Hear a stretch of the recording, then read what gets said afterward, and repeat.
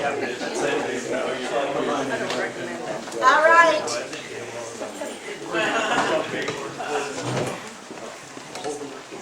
My annoyance of poets. Babble of poets. How about a sounding of poets? The murmuration. Disobedience of poets. There we go. That's always true, isn't it, Sue?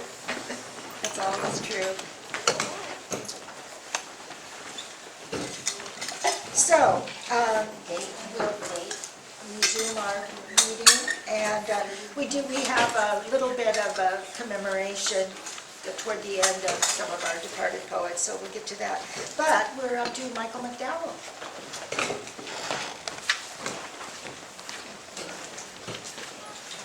Well, thank you, Sandy, for the book and for organizing this reading. I have two climate change poems, one on fire and one on floods. The first one is September Day Biking, which is set during the 2020 wildfire season. It's taking place not in Oregon, but it's Oregon rain that was blowing from the southwest across Devereaux. September Day Biking. Finally, rain is brought to ground. Smoke we've breathed for weeks as wildfires, Beachy Creek, Riverside, Slater, Lions Head, Archie Creek, Holiday Farm burn through Oregon's forests and towns. Pat and I bicycled a paved trail through hilly woods, crunching small branches dropped by the night's rain and winds. At Ilwaco docks, oysters fresh from Willapa Bay await. On a mild curve, the tires surf the slick asphalt sideways, and the bicycle lays itself down, sending me sprawling, helmeted head bouncing on pavement, right arm and legs skimming the wet surface. I study the texture of asphalt inches from my eyes, alder leaves sticking to it, like petals on a wet black bough, surrounded by surprised exclamation marks of spruce and pine and fir needles. Well, that was a graceful spill, Pat tells me, so fluid. As I pour water over my bloody fingers, I think, we lucky ones knock on Earth's lid, but it stays closed. We remount, breathe rain-cleaned air, and continue to riverside docks and fresh oysters. Very nice. The second poem is set during the Portland floods of February 1996, the last major floods that Portland had, luckily, following the 1948 Vanport floods and 1964 Christmas floods. So this is called a term that we don't hear so much now that atmospheric rivers is kind of into common parlance. Pineapple Express, Portland, February 1996. It rained and misted and drizzled and rained some more. For weeks, the Pineapple Express, 3,000 miles of clouds, chugged across the Pacific and disgorged its liquid cargo. On the west side, as the Willamette rose up the seawall, 1,000 volunteers with sandbags, plywood, and plastic built the barrier to save glass-sided downtown high-rises. But on the east side, long puddles lengthened from river to warehouses and factories, turning dark industrial streets into black mirrors reflecting the glittering lights of downtown. The night of the cresting, as warm rain tapered off, in Wellington boots and rain jackets, we brothers met at our Yamhill Street warehouse and snaked hoses from the basement pumps to the darkened street. 10,000 square feet of office furniture sat on the basement floor. A warm breeze blew through the streets. The pumps hummed. By 11, the water topped our Wellingtons and we sat on the stairs. By midnight, our basement lake had reached the 6th step, like a flood tide that doesn't know it's time to ebb. We adjusted the pumps and moved our hoses up the street. Workers at nearby buildings came out like shadows to move their own hoses above the expanding river. At dawn, furniture long submerged, the water touched the ceiling lights. The sun rose in a clear sky, glinting off downtown high-rises and shimmering on east side streets between marooned buildings, as if on some Micronesian island threatened by rising seas. Thanks.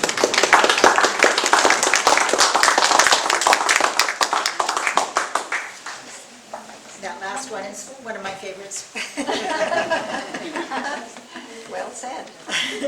Is Catherine McGuire here?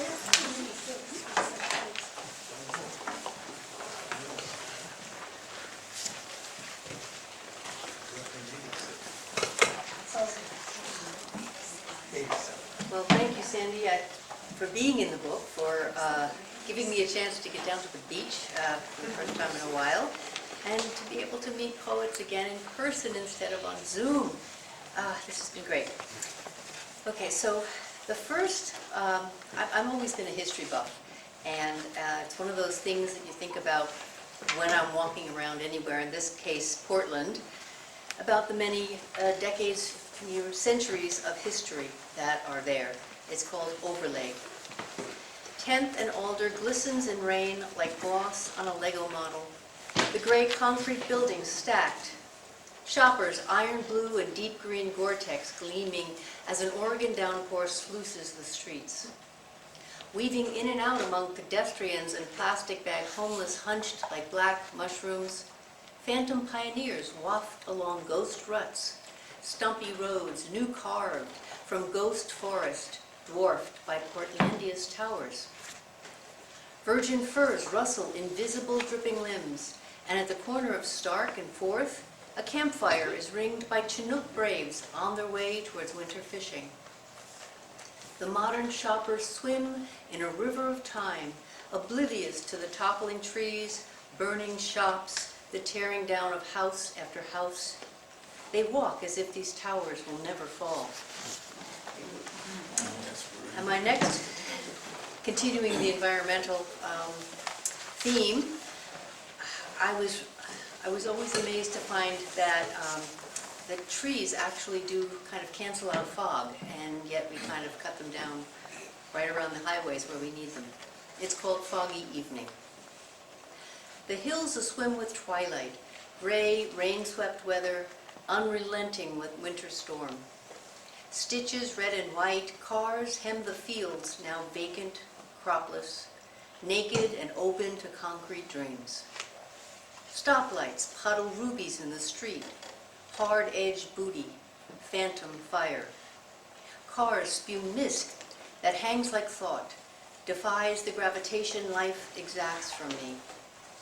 Guideposts vanish, winking out like faulty answers, leaving me uncertain, peering tensely through the smeared windshield. Pines cut the fog when they grow near the road, snag it with firm green teeth, shred it to clarity. Quite soon, we will not be able to see our way. And this last one was one of the anniversaries of September 11th, and as often happens in Oregon, it was a rainy day. September 11th, 2010. This morning's pigments are filtered through the first rain in months. A hot blue summer as crumpled and dead as that sere leaf gives way to splash and drizzle, to muted blue and gold. A requiem of passing geese, black wingtips arrowing through a gray sky, like the great jets flying tribute over a distant Pennsylvanian field. Fall, the very word reveals the path we're following, though my speckled cat hunts among cushions as if seasons were a bit of fluff. I feel my colors draining, my sap rerouting in unknown subterranean chambers as a chill wind assails my hair, leaves me feeling naked, unprepared. Thank you.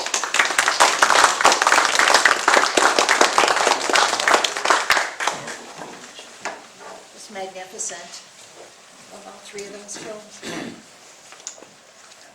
Back to Tillamook, Neal Lemery.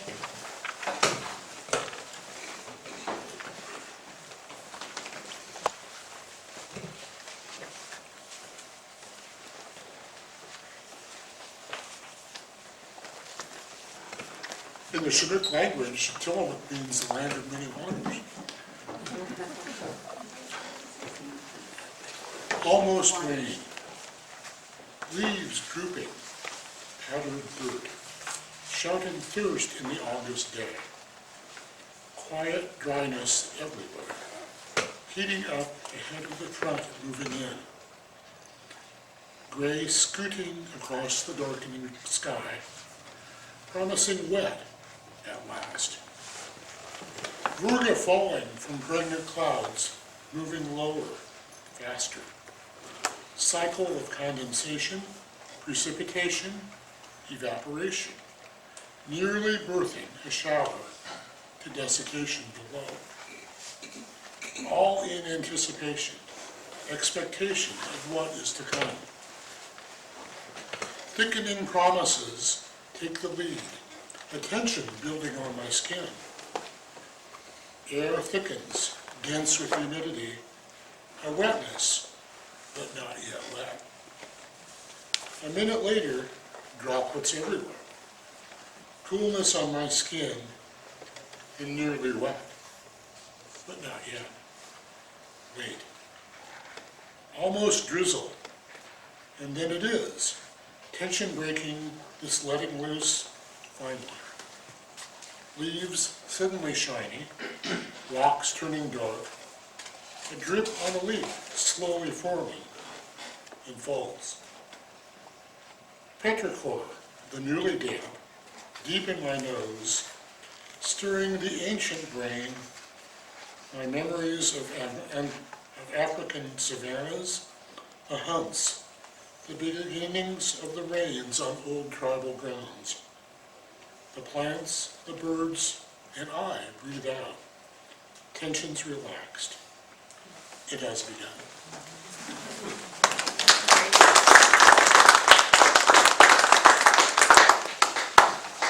I love that one for the expectation of wetness, but not yet wet. Not yet. I feel that so often. Fagalde Lick.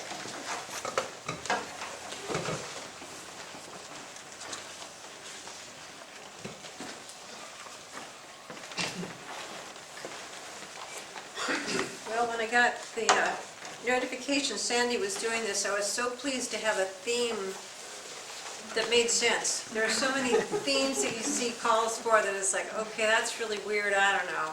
But rain? Yeah, we got rain. Okay.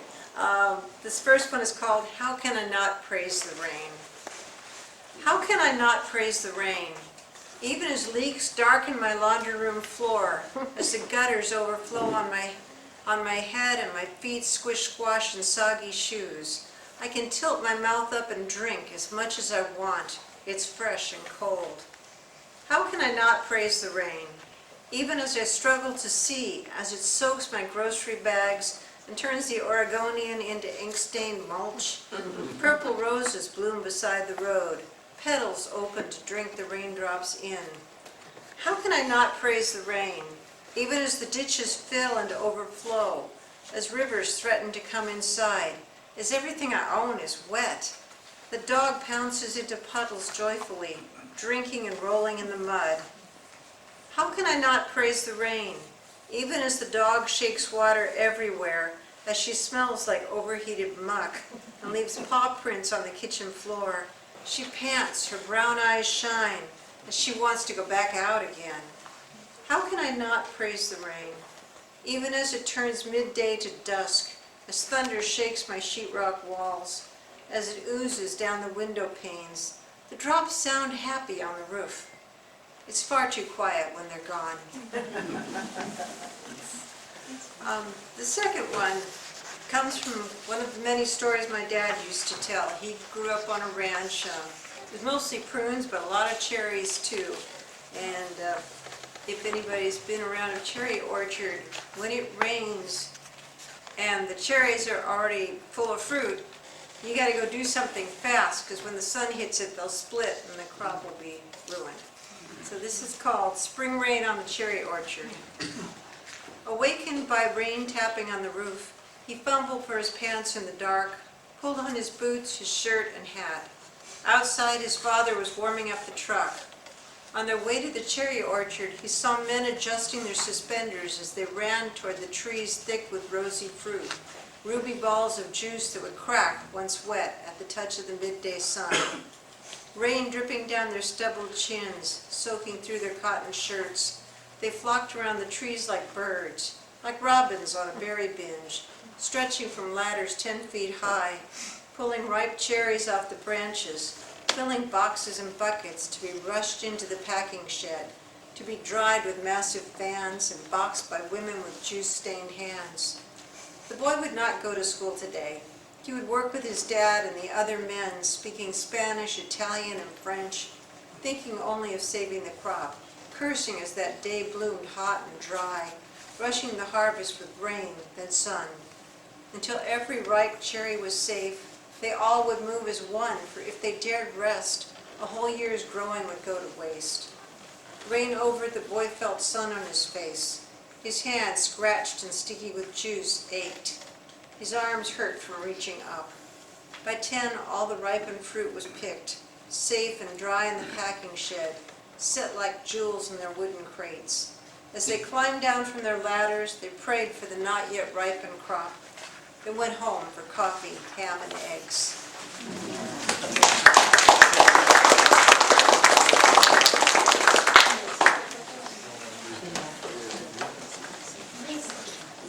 When Sue sent me that last one, I had to write to her and say I really enjoyed that. Penelope, Schott.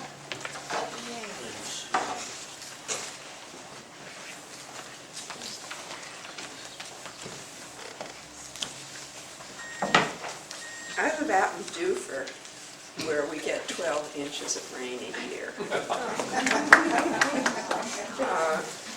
We also get dry lightning and fires. And I'm very safe because I live by the school and have had 800 firefighters parked across the street from me.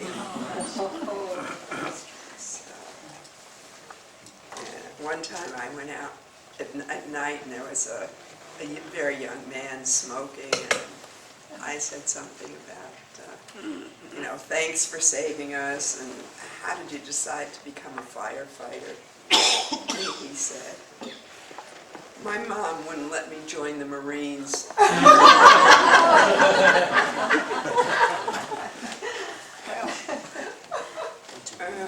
But it does rain once in a while. Rainy night, or thinking of Portland. Even here in the country, the rain can slash. Winds gust, trees bend, pine cones pound my metal roof. Have I mentioned how much I love my roof?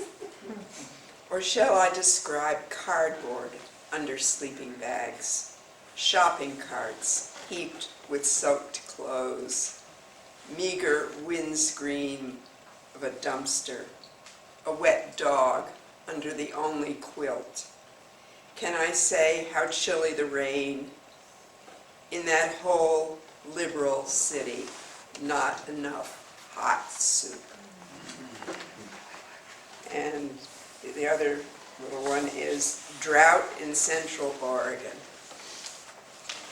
Snowless slopes, all the glaciers shrinking. Up on the hill, frayed yellow of rabbit brush. A beetle backing into a hole in packed dirt. Among brown fields, irrigated green alfalfa and orchards, as the local water table sinks. Windfall plums ripened and fallen too early. Exposed pebbles on the edge of the creek, as if blood had evaporated out of our veins. Here on a warm boulder, I clutch my phone. Whom shall I call for rain? This endlessly blue sky. For rain, please, rain.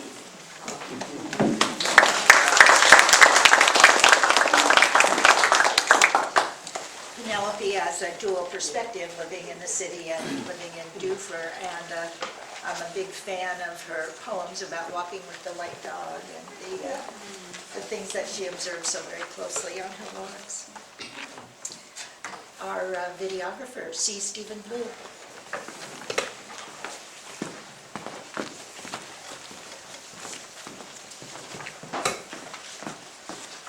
Hi, everybody. I'm really glad to be here. First of all, I'd just like to thank Sandy for working so hard to put this all together. I know how much work it can be.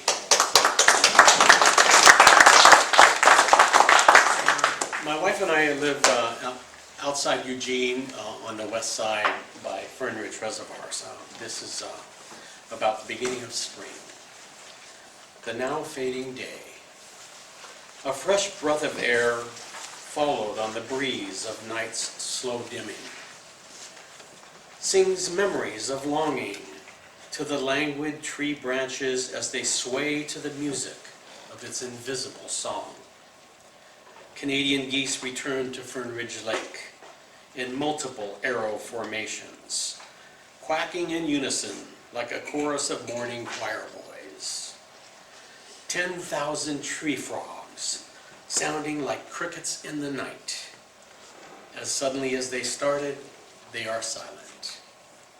My ears prick at particles of the ever-present springtime sounds, new again, but age-old friends, inspired by the new blooming sun of the now fading day that's been rained upon constantly. And this one is, the second one, is about me looking back at my life in California and forward to my life in Oregon and comparing them. Peaceful greens, and sometimes when I lay in bed in the late night quiet of Oregon, I could still hear the foghorn of Venice Beach amidst the slow tumble of the early morning marine layer. The sounds of the lumber trains are clear here, long, in this still night distance, as I reminisce of the lumbering waves while walking along the Marina del Rey jetty. My life is different now. Changing seasons and cooler rain-filled days that break into clear blue cloud-filled skies. Spring's first shooting daffodils, followed by brilliant pink blooming dogwoods and cherry blossom trees, are just as amazing as the swooping barn swallows. Summer follows, with finally some warmth and fast-growing garden crops, followed by fall's changing colors and winter's sometimes snow. My surroundings are peaceful greens. The sounds of tractors, chainsaws, and squawking Canadian geese flocks have replaced the screaming motors of freeways and the constant sirens of Los Angeles, city of my lifetime, long gone city of angels. Oregon is big, like LA, but in a very different way. Gone are the tall buildings, street lights, and 16-lane roads. They have been replaced by quaint farmhouses, bright stars, and gravel roads. Glorious evening fires replace squabbling neighbors, too close for comfort. Sweatshirts, down vests, and cozy wool blend socks replace the t-shirts, shorts, and flip-flops of Venice. My wife hums and sings now. She loves to ride on a tractor lawnmower. Our neighbors bring us fresh produce, tomatoes and cucumbers, squash and lettuce, raspberries, strawberries, blueberries, apples and pears, all grown in their own yards, year-round, with joy. Welcome to Eugene. It is very different here. As I ponder the trees, the wind, the falling leaves, the already greening grass of fall's first rains, the coolness of the air is refreshing. Our wraparound porch is truly a blessing, for I can rock or walk without touching the rain while viewing it all the splendor and all the coming seasons of Eugene in Oregon, in the peaceful greens of my new life. But sometimes, when I lay in bed in the late night quiet, I can still hear the foghorn of Venice Beach amidst the slow tumble of the early morning marine layer.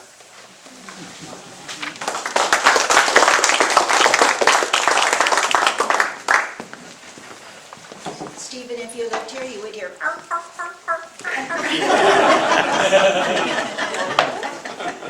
I've been practicing my seal.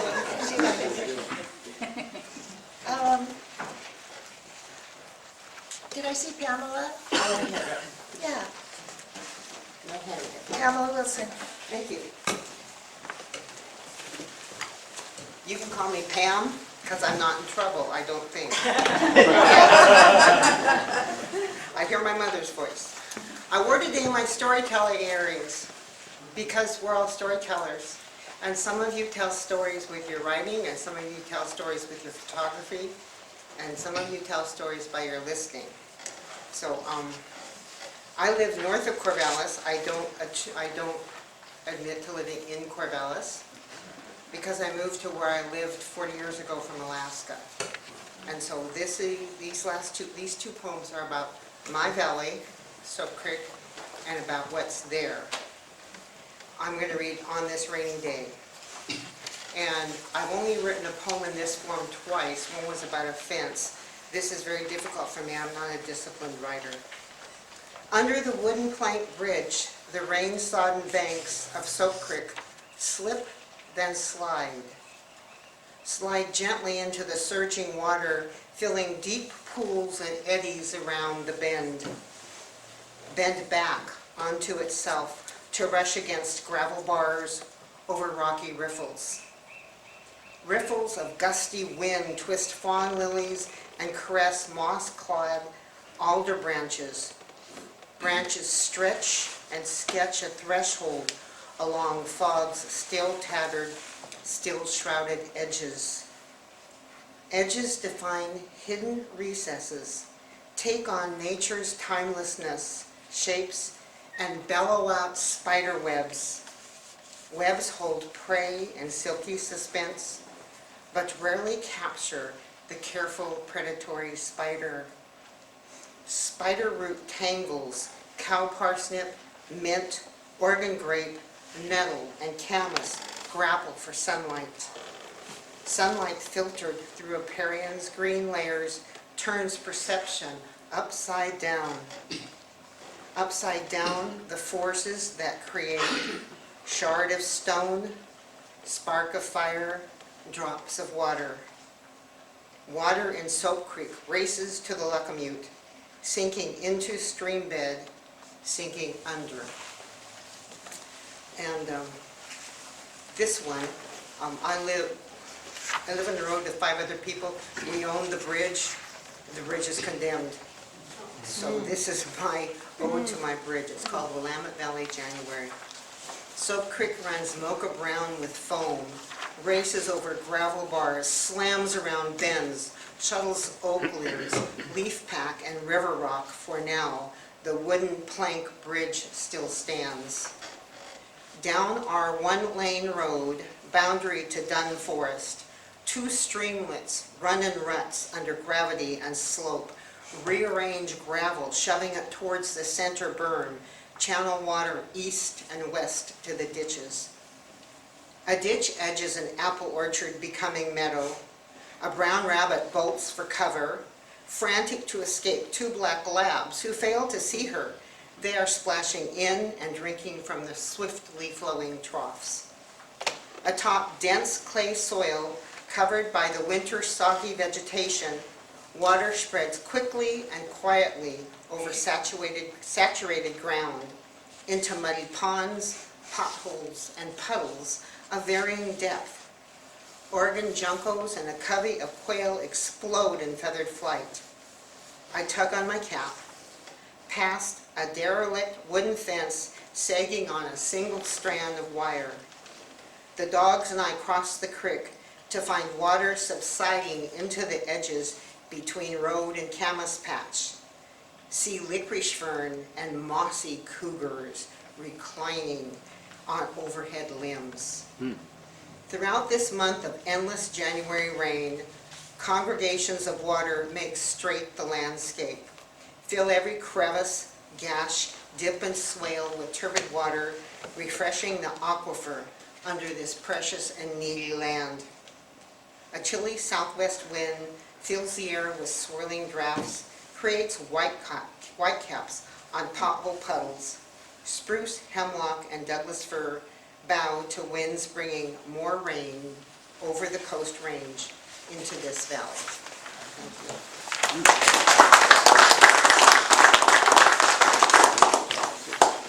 I really appreciate minute observation of all of our microclimates. Linda Gelbrich. Anyway. Am I pronouncing, is it brick or bridge? It's like a brick, Brick. even though his brother pronounces it the other way. Well, I'm going to add my congratulations to everybody who's in the book and my appreciation to Sandy for putting this together. I was just delighted when I saw this call because of just the idea of rain, writing about rain in all of this together. It just seemed like a fun collection, and it certainly is. So the first poem, Before the Evening Rain, just, obviously just comes out of observation, just standing down the street from where I live and just being fascinated by what I see in the sky. Before the evening rain, today the sullen sky rolled over on itself again. It pulled up a tired arm and tucked it in. In late afternoon, one eye briefly opened, then shut. The eye was blue. Yes. And then we're changing weather. I grew up in Bend, and but have lived in the valley most of my life. But I think I still, I've got a mixed relationship with rain. I know it's necessary and I'm grateful when it happens on one hand, but it's a challenge as well. So we call it changing weather. Just when we get used to saying drought, a word that sticks to our tongue and gets hung up in our mouth, rain begins. First in showers, then heavy drops fall, hammer, slap, and pound, filling gutters, ditches, and ponds, sending rivers over their banks onto the ground, unable to welcome it. Filling subterranean springs, bringing their secret channels to the surface to wrestle with water pouring down. Now other terms roll around in our mouth, words like leaks, sandbags, floods, and from an old camp song, the Lord said to Noah, build me an arky. We laugh, but it's a nervous laughter. And after the rain. After days and weeks of gray and rain, after watching ponds form in our yard and overflow toward lower ground, I go outside to listen to sounds the sodden earth makes as stones slowly sink in the mud from my steps on the flagstone path. Cool, damp air stings my cheeks and nose as I breathe. Everything not tattered by storms looks clean and new. The only thing falling now is sunlight, gently touching me, touching everything, illuminating leaves, new blossoms, even the asphalt street glistens. I stand tall under the oaks and raise my arms like they do.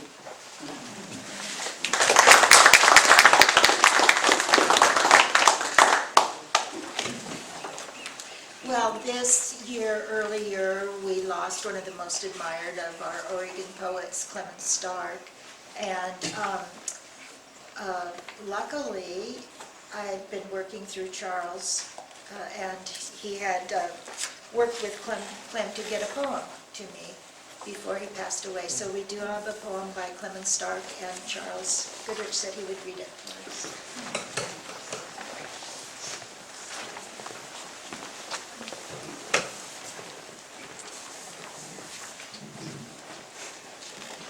You all know Clem's work and got a chance to hear him read. And I was so pleased to hear Doug Stone reference Stark Country, the place around Airlie Road and his homestead outside Dallas that he wrote so much about. I'm one of Clem's literary executors, which means we're responsible for keeping his poetry alive and also dispensing with his enormous library, which included several boxes, more than several boxes of all his published books. And I have a handful, I think I have 4 or 5 copies of his collected poems, Cathedrals and Parking Lots, along with me, and you're welcome to have one for free if you don't have it and would like it, so just talk to me afterwards. I spent a lot of time with Clem in the last few weeks of his life, all his life, but especially at that time, and helped him take care of his last literary chores, which was a great pleasure to him as he was succumbing to cancer. We spent days sending out emails and mailing out letters and copies of his books that he wanted to get to people. And at the very end, the call from Sandy came in for this book, and I reminded Clem that he should send something in. And on the day before he died, he said, you know, we should do that. That's one of the last things I want to take care of. And so we would look through his books, and he said, let's send in Putting in Footings. So we went to his computer. This is from his first book, Journeyman's Wages, which was practically pre-computer for Clem. There was no type file of Putting in Footings on his computer. So I said, look, you're due for a nap, but take a nap, I will type it up and we'll send it in. So I did that, I typed it up, attached it to an email to Sandy, and then left it in his draft folder. And that evening I said, Clem, do you want me to push send on that? He said, no, I think I'd like to look at it before you send it. And I had to leave that night. I was going to read it in Bend the next day, and when I got halfway to Bend to Sisters, I got a phone call from his daughter Rachel telling me that Clem had died overnight. And she said, but I have to tell you, about midnight, the last thing he wanted to do was go get that poem and send it to Sandy. So he went in and sat down at his computer, he opened the file, and he opened the poem, and there was a typo.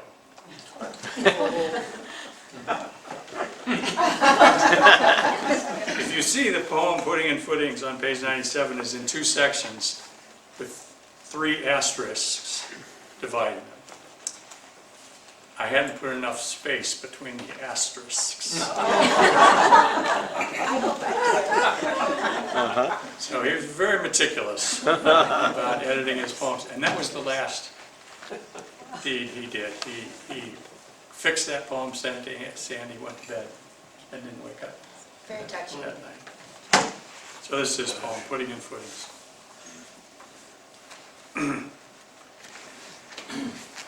Jake is the superintendent on this job. I draw foreman's wages. Mac the carpenter, Tom the laborer, and there are others wet to the skin and cold to the bone. That's Oregon in December. Be joyful, my spirit. Be of high purpose. We are putting in footings, slogging through mud, kneeling in it, supplicants, pleading for mercy, brutal, cursing, drizzle coming down harder, This is the project site. Tobacco chewing men and big machines dig holes. We build forms.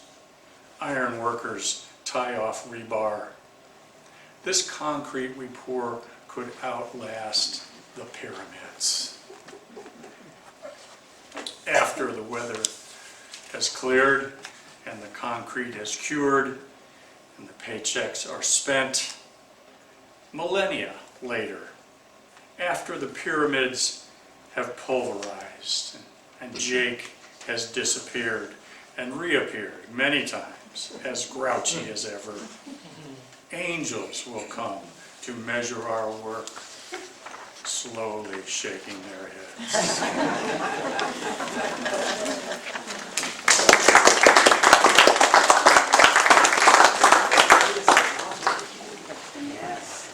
That's a story to go down into the annals of Oregon poetry. Thank you, Charles. And Bill Siverly has a memorial for Clem.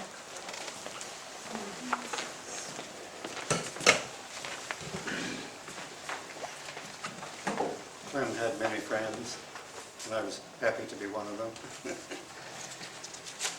And I was much moved by his last years. So this is called Elegy for Clemens Starck, 1937 to 2024, the dates of his life. Heidegger said that when we dwell, we build. Our journeyman poet dwelt and built in wood, concrete, and steel. Driving home on gravel roads, nodding to every passing field, he built poems in his head. He built poems from psychic blueprints. He built books like buildings to be proud of. No prepositions at the ends of sentences. He bore the wisdom of working life, at sea, on scaffold, on common ground. He tended 40 acres of every northwest tree. He defined our common wheel in concrete forms, Portland cement, carbon rebar, and stories he would tell in plain and perfect words.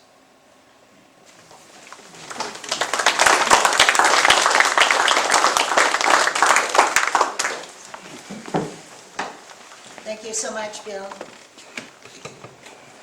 I'm sorry that many of our Eastern Oregon poets didn't make it over here today. Understandable. Their poems are so delightful about the long drive along the Columbia to come to the valley, and very rich and evocative poems. And our next reader is Brigitte Getze. There you go.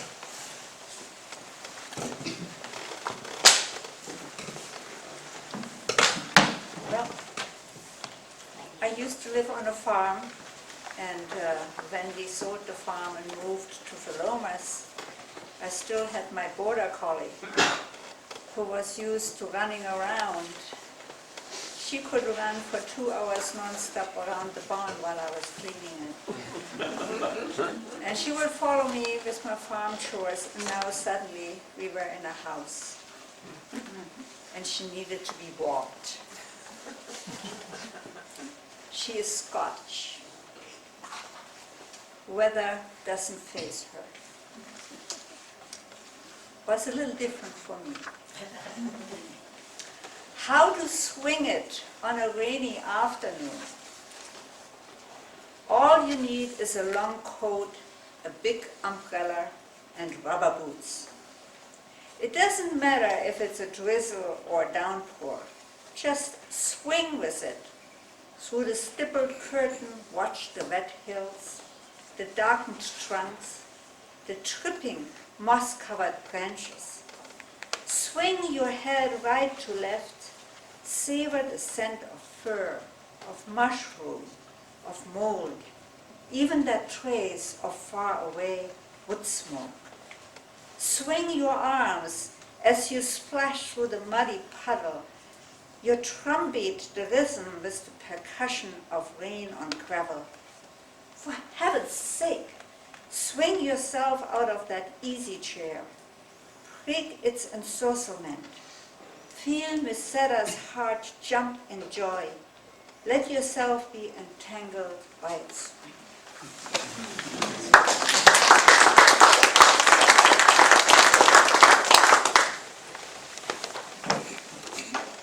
I was delighted to get some kind of upbeat poems about the rain toward the end of the collection. So we have Richard Robbins.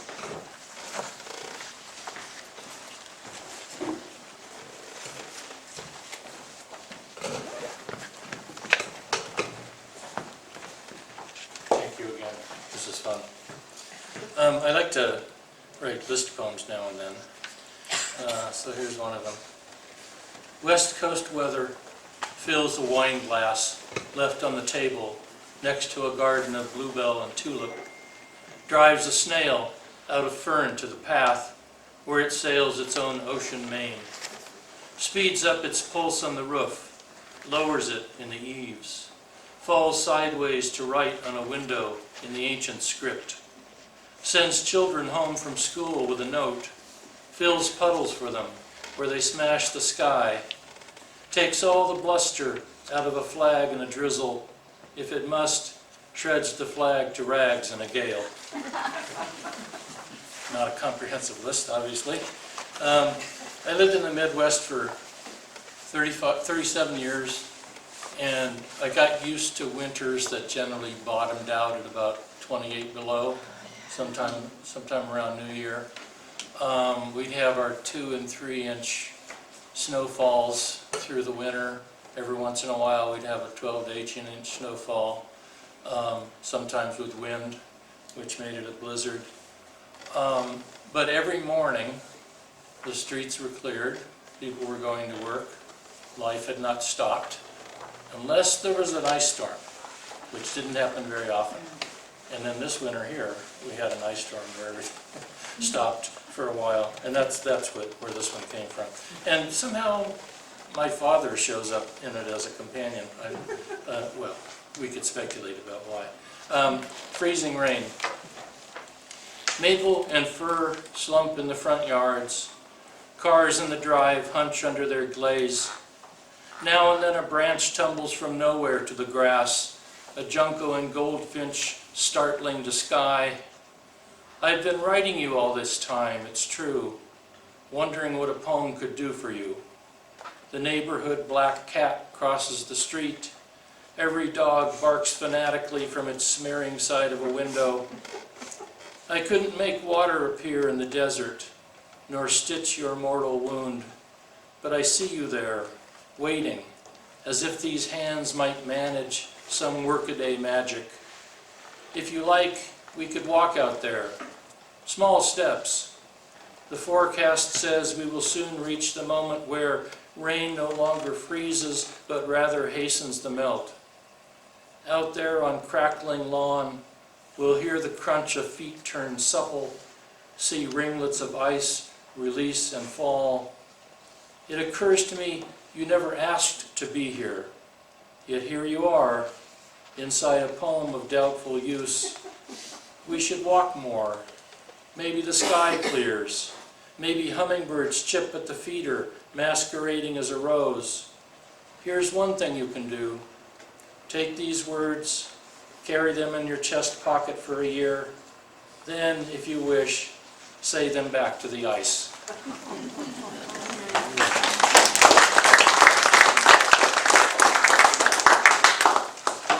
And that one is also one of my favorites. Take this poem, wear it in your pocket. Did I miss anyone who was a contributor and I didn't see? Okay, well, I wanted to read the last poem of the collection, which was by someone who was my colleague and also my mentor, in a way. I learned much about form from Ruth F. Harrison. who was absolutely a devotee of poetic form. And she would, I was in a writer's group with her, she would bring, some obscure form that we all had to try to write a poem using it. But it was a challenge, and what she created out of her forms was absolutely wonderful. I miss her terribly too. Ruth was a prolific poet.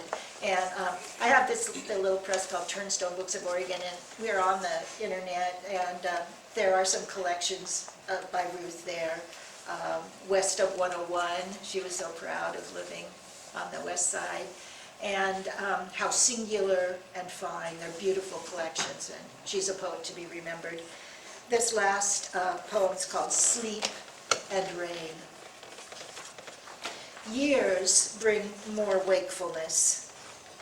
The body knows its time runs low and asks of consciousness, be with me, love, stay with me. And the eyes prop themselves wide in night's deep quiet. Watching, one used to say. This waking state, restful almost as sleep, still clocks the dark as if awaiting visitors or storms through spring, through summer, hoarding up the light. Yet falls soft rain, earth's natural healing draft, speaks to the body's aches, quiets the mind. All's well, the swift drops say. You may relax, and one by one dissolve the knots of pain. We watch the drops in fading light through dusk. When dark comes, we sleep off into the rain.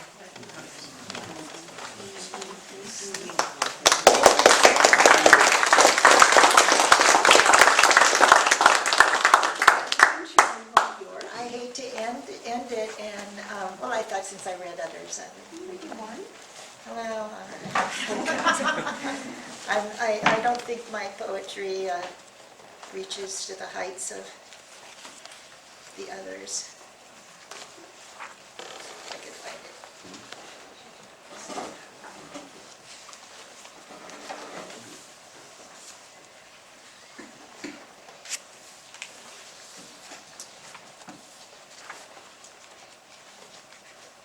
Well, this one is called Nearing the Winter Solstice. So dark it cannot be morning, yet gray light seeps under the shade, and cat issues an urgent call. The tattoo of rain on skylights does not pause, only varies, for gloomy unending days, Nordic nights. Sometimes gentle, or a regular cadence, sometimes a frantic death metal beat, pounding like a giant's hammer. Let me in, I'm coming in. And it gets into your brain, this rain and its rhythm. Ba-da-bop-bop-bop, dip, dip, dip, dippity-dip. Its great uncle, the sea, riffs on the tune in a curtain of sound unceasing. Before we know it, imperceptibly echoing the flow of our blood in our ears, the whoosh of our breath, and the lubba-dubba squish of our hearts. Just when we become winter, reports say it might end. After another warm front with wave after wave, the high sea pounding our soggy shore, the water puddling in any cranny, dripping in rivulets from gutters.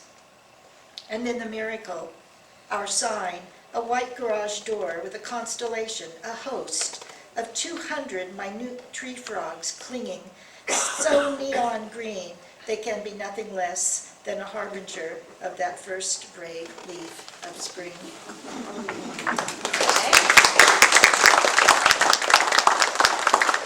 If you live by the ocean, I read about this in The Outermost House by Henry Beston, who lived on the other side of the continent for a year. But there's an unceasing noise.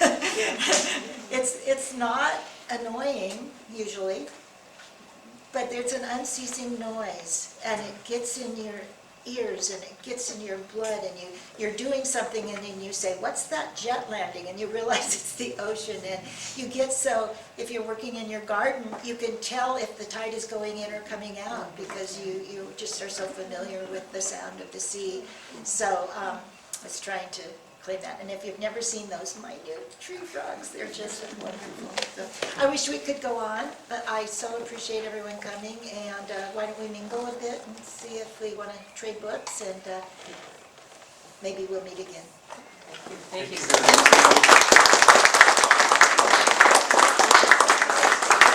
Bye, stop.